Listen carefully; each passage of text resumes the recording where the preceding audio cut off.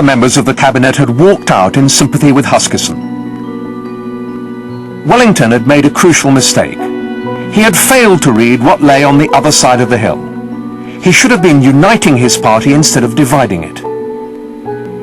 Ahead lay one of the most explosive issues of his day. Since the establishment of the Protestant Church in Britain, profound fear and hatred of Roman Catholics was widespread, and discrimination was institutionalized in law. This Catholic church in London was allowed to exist simply because it was an embassy chapel.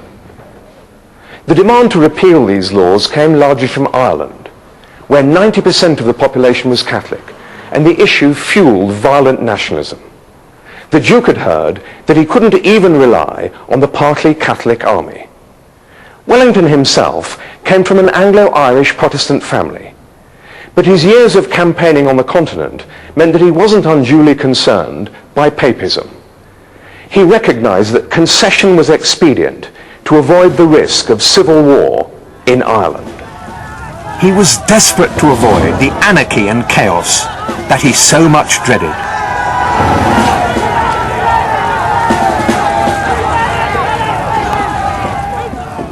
But in much of Britain, anti-Catholicism was seen as patriotic.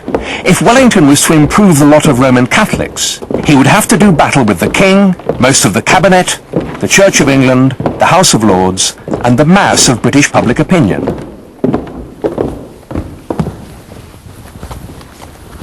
Handling many of the negotiations with the individual parties in secret, Wellington took on the challenge like a military operation.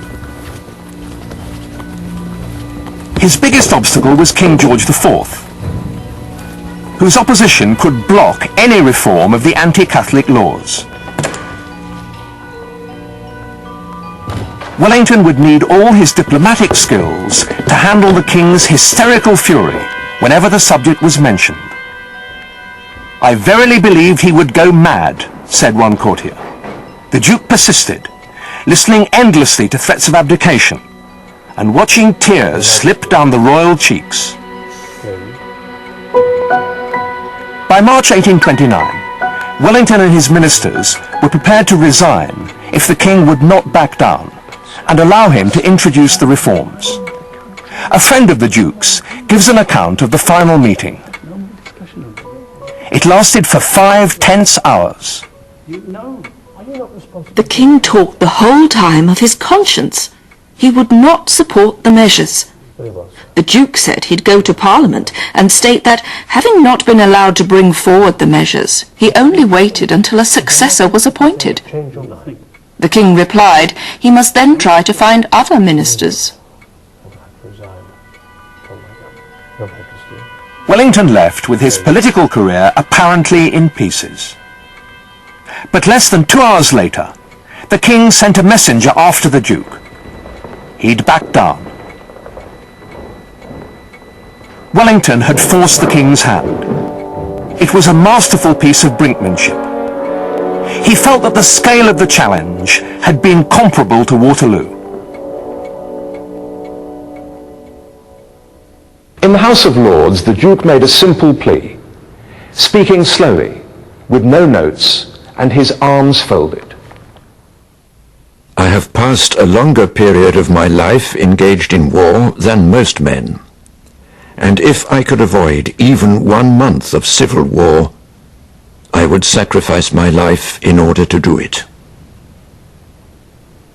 Getting the bill passed was his supreme political achievement, but the issue split his party, and soon the extreme ultra-Tories were attacking him publicly. It would lead to one of the most extraordinary and brash acts of any Prime Minister. When the Earl of Winchelsea suggested that Wellington had an insidious design for the introduction of popery into every department of the state, Wellington demanded an apology. Winchelsea refused.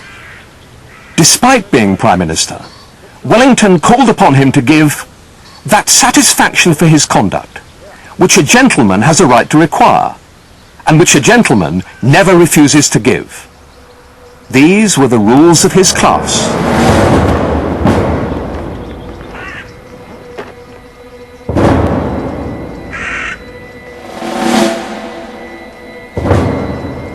Wellington met Winchelsea at dawn on Battersea Fields.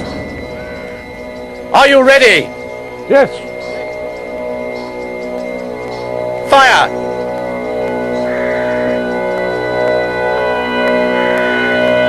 But Winchelsea's arm remained by his side. So Wellington fired wide. Honour was assuaged. A suitable apology was then accepted. The Duke had to clear his name. The duel worked, and public opinion swung in his favour. Even the London mob, which a few days before had been hooting him, was now cheering. But he'd destroyed his party. The ultra-Tories could not forgive him over Catholic Emancipation. Huskisson and his friends still seethed over the resignation letter. The Duke felt besieged. If I had known 1/10 of what I discovered within 1 month in office,